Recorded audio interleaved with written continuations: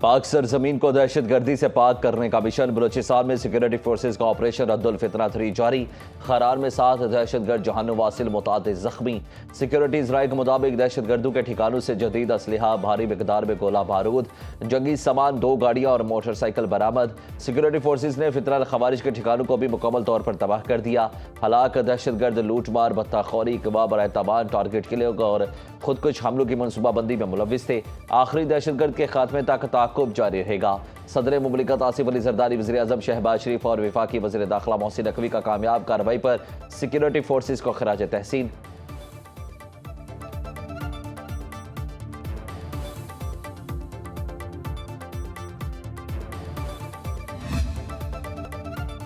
غیور بلوچوں کا دہشت گردوں سے کوئی تعلق نہیں، بلوچستان کے امن کے خلاف سازش کامیاب نہیں ہونے دیں گے۔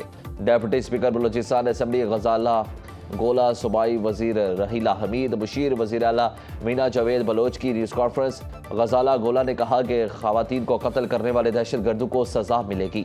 بلوچ روایات میں خواتین کا احترام کیا جاتا ہے۔ رحیلہ حمید نے کہا کہ گھروں میں گھس کر خواتین کو شہید کرنا کون سی بلوچیت ہے؟ فتنہ ہندوستان کے دہشت گرد عوام، شہری، خواتین، بچوں کو نشانہ بنا رہے ہیں۔ مینا مجید بلوچ نے کہا کہ دہشت گردوں کا مکروہ چہرہ بے نقاب ہو چکا۔ بلوچستان میں ہونے والی دہشت گردی کا خاتمہ ہوگا اور جلد انصاف ملے گا۔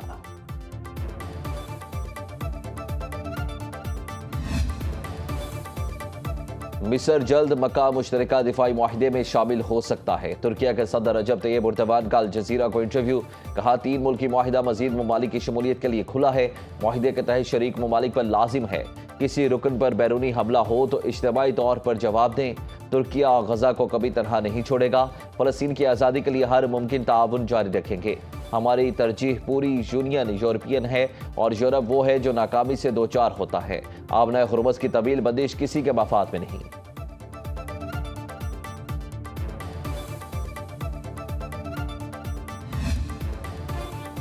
آبنہ ہرمز پر ایران اور عمان میں معاہدہ طے پا گیا۔ ترجمان ایرانی وزارت خارجہ اسماعیل بقائی کا کہنا ہے کہ دونوں ملک آبنہ ہرمز پر نئے ٹریفک معاہدے پر رضامند ہیں۔ امریکی رکاوٹوں کے باوجود ایران اور عمان میں بات چیت مثبت رہی، جس میں دونوں ممالک کی مسلح افواج کے نمائندے بھی شریک ہوئے۔ سیکورٹی، دفاعی اور ماحولیاتی ماہرین بھی شریک تھے۔ معاہدے پر دستخط کی تقریب جلد منعقد ہوگی۔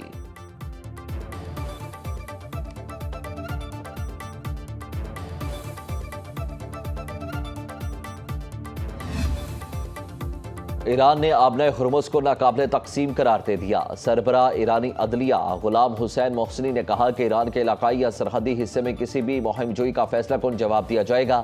سیاست اور جنگ دونوں میں ہی ٹرمپ شکست خوردہ ہے۔ فضول باتوں اور شوخیاں بھگاڑ پر ٹرمپ اپنے متنفر ذہن کو تسکین دیتے ہیں۔ ٹرمپ اور ان کے مشیر جان لیں، متکبر امریکہ کبھی ہرمز پر قدم نہیں رکھ سکے گا۔ جو کام اربوں ڈالرز مالیت کے طیارہ بردار جہاز نہ کر سکے، وہ سوشل میڈیا پیغام بھی نہیں کر سکتا۔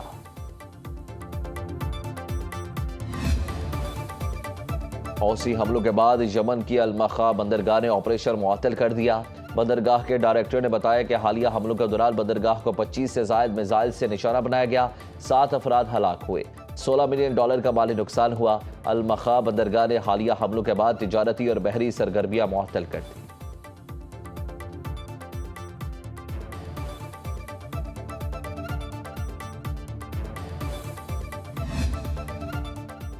قطر نے ایرانی پائلٹس کو حراست میں رکھنے کی تردید کر دی۔ قطری وزارت خارجہ کے مطابق ایرانی پائلٹس نے رواں سال قطری فضائی حدود کی خلاف ورزی کی۔ امدادی ٹیموں میں ایک پائلٹ کی باقیات دریافت کی۔ ایران نے الزام لگایا تھا کہ دوحہ نے ایران کے 3 پائلٹس کو حراست میں رکھا ہوا ہے۔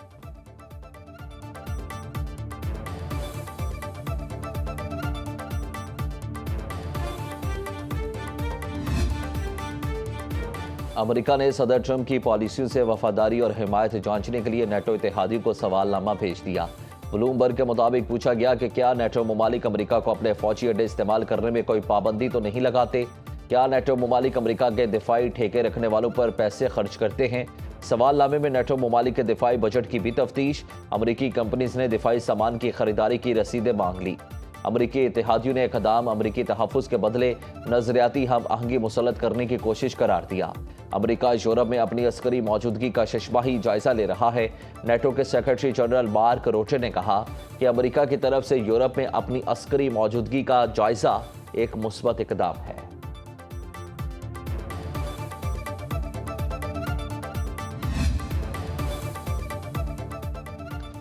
امریکہ کا چین پر ٹیرف سے بچنے کے لیے دھوکہ دہی کا الزام۔ صدر ٹرمپ نے سوشل میڈیا پر رپورٹ شیئر کر دی جس کے مطابق چینی اشیاء 40 سے زائد ممالک کے ذریعے امریکہ لائی جاتی ہیں تاکہ ٹیرف نہ لگے۔ اس عمل میں چینی سامان کو دوبارہ لیبل لگانا، پیکنگ اور پروسیسنگ کی جاتی ہے۔ اشیاء کا ماخذ ایسے ملک کو ظاہر کیا جاتا ہے جس کا ان چیزوں سے تعلق ہی نہیں ہوتا۔ اس طرح 300 ارب ڈالر تک بچائے جا رہے ہیں۔ غیر قانونی ترسیل کا یہ عمل 2018 میں ٹیرف عائد کیے جانے کے بعد بڑھا۔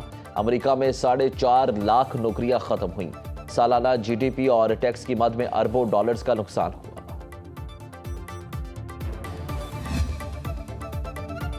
چین نے تجارتی دھوکہ دہی کا امریکی الزام مسترد کر دیا۔ بیان میں کہا کہ کمپنیز کثیر الجہتی پروڈکٹس دیں تو یہ عالمی سپلائی چین میں عام تبدیلی ہے جسے ٹیرف سے بچنے کا رنگ دینا مناسب نہیں۔ اصل سوال یہ ہے کہ کمپنیز نے ابتدائی پیداوار سے متعلق قوانین کی خلاف ورزی کی یا نہیں۔ واشنگٹن میں چینی سفارت خانے کے ترجمان نے کہا کہ ترسیل شدہ اشیاء پر یک طرفہ اقدامات کے ذریعے تھرڈ پارٹی مفادات کو ہدف نہیں بنانا چاہیے۔ ضرورت پڑی تو چین اپنے مفادات کے تحفظ کے لیے اقدامات کرے گا۔ چینی میڈیا نے ٹرمپ اور مارکو روبیو کو آمنے سامنے لا کھڑا کیا۔ ایران کے دفاعی بجٹ پر امریکی تنقید کے تضادات سامنے لے آیا۔ مارکو روبیو اور صدر ٹرمپ کو 2 بیانات ایک ساتھ شیئر کر دیے۔ مارکو روبیو نے کہا کہ تصور کرے فوج پر خرچ کرنے کی بجائے اپنے عوام کی دیکھ بھال کرتا تو ایران کس قدر مختلف ہوتا۔ صدر ٹرمپ کا یہ بیان پیش کیا گیا۔ امریکہ جنگیں لڑ رہا ہے، اسے اپنی فوج کے لیے مزید رقم چاہیے۔ امریکہ کی 50 ریاستیں ہیں، ٹرمپ انتظامیہ میڈی کیئر کے لیے رقم نہیں دے سکتی۔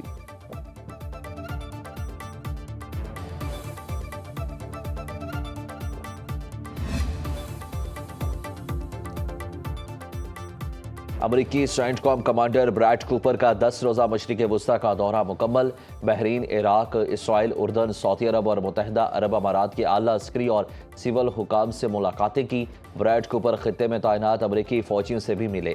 امریکی سینٹ کام کے مطابق مشرق وسطی میں 50,000 سے زائد امریکی فوجی مختلف مشنز پر تعینات ہیں۔ دورے کے دوران ایڈمرل کوپر نے U S S Abraham Lincoln پر تعینات اہلکاروں سے بھی ملاقات کی اور ان کی خدمات کو سراہا۔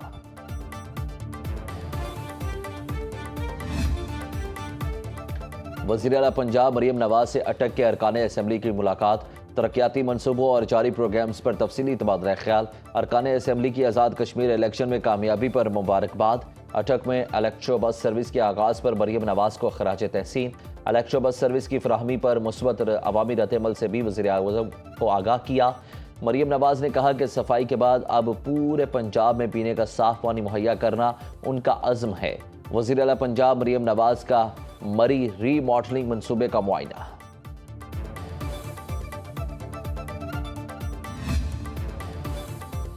ایم کیو ایم پاکستان کا نئے صوبوں کے لیے قومی ڈائیلاگ شروع کرنے کا اعلان۔ خالد مقبول صدیقی نے پارٹی رہنماؤں کے ساتھ نیوز کانفرنس میں کہا، صوبے بنانا غداری تھا تو آئین میں اس کا ذکر کیوں موجود ہے؟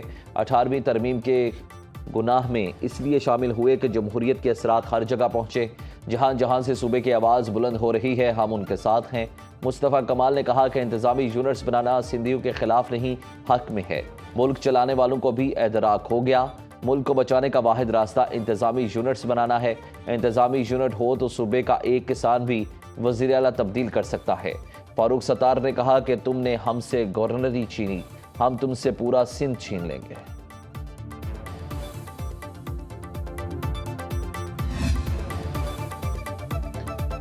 پیپلز پارٹی نے ایم کیو ایم پاکستان کو آڑے ہاتھوں لیا۔ عبدالقادر مندوخیل نے کہا کہ خون اور آگ کا کھیل کھیلنے والوں کو سندھ کے لیے فکر مندی قیامت کی نشانی ہے۔ کراچی کے لوگوں کے ساتھ نہیں رہنا تو ان کو بلوچستان بارڈر پر گھر بنا دیتے ہیں۔ کٹھ پتری کو یاد رکھنا چاہیے کہ سندھ کے عوام نے پہلے بھی ایسے نعروں کو دفن کیا۔ ان لوگوں کو سندھ کی فکر ہو رہی ہے جو اپنے حلقوں میں کونسلر تک نہیں بن سکتے۔ جعلی مینڈیٹ سے رکن قومی اسمبلی بننے سے کوئی حقیقی عوامی نمائندہ نہیں بن جاتا۔ سندھ کی تقسیم کے نام پر کسی کو آئین پر شب خون مارنے کی اجازت نہیں دیں گے۔ ترجمان سندھ حکومت سعدیہ جاوید نے کہا کہ کہ آئین میں نئے صوبے بنانے کا طریقہ کار موجود ہے۔ ایم کیو ایم کے رہنما عوام کو گمراہ کرنے کی ناکام کوشش کر رہے ہیں۔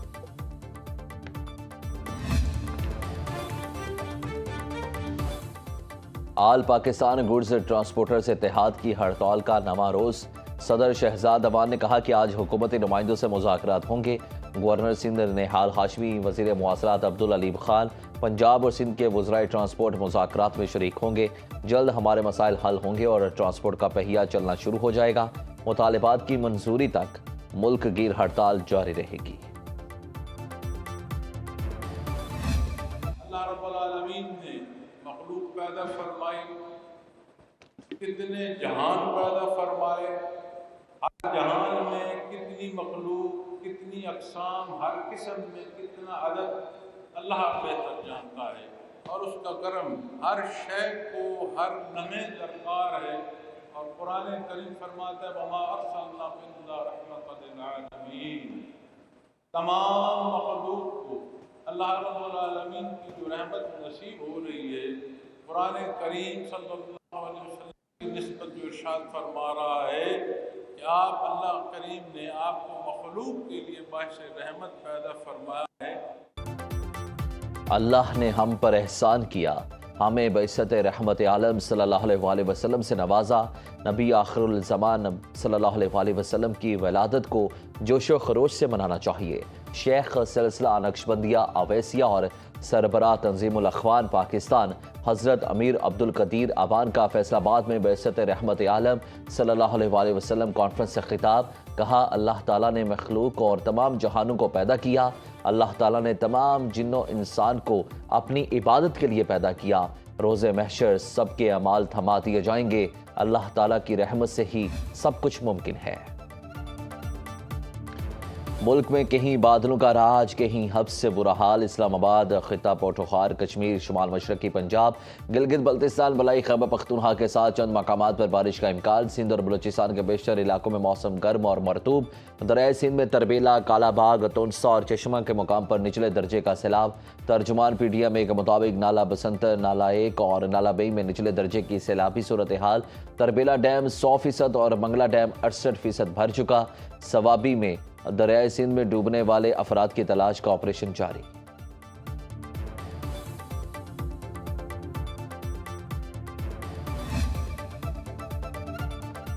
وائٹ ہاؤس کی ترجمان کیرولین لیوٹ نے استعفیٰ صدر ٹرمپ سے دل برداشتہ ہونے پر دیا۔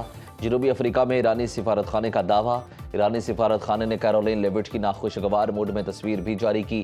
لکھا دھوکہ بہت برا ہوتا ہے جب آپ کا باس دھوکہ دے اور آپ کو خطرے میں بھیجے۔ خود فورڈ ٹرک میں راہ فرار اختیار کرنے تو رفاقت سے متعلق تمام امیدیں ختم ہو جاتی ہیں۔ یقیناً آپ قاتل سے اس سے زیادہ توقع نہیں کر سکتے۔ وائٹ ہاؤس نے ایرانی سفارت خانے کا بیان کو غلط قرار دیتے ہوئے کہا کیرولین لیوٹ ترکیہ کے دورے پر صدر ٹرمپ کے ساتھ ہی تھیں۔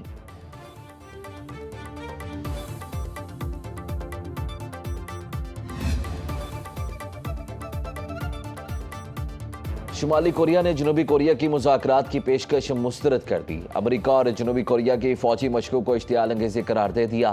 جنوبی کوریا کے صدر نے شمالی کوریا کو مذاکرات کی پیشکش کی۔ سیول نے شمالی کوریا کے جوہری پروگرام پر بات چیت کی بھی تجویز دی۔ امریکی صدر ٹرمپ نے بھی کم جونگ ان کے ساتھ یادگار تصویر پیش کی۔ ٹرمپ نے اپنے پہلے دورے صدارت میں شمالی کوریا کی سرحد پر کم جونگ ان سے ملاقات کی تھی۔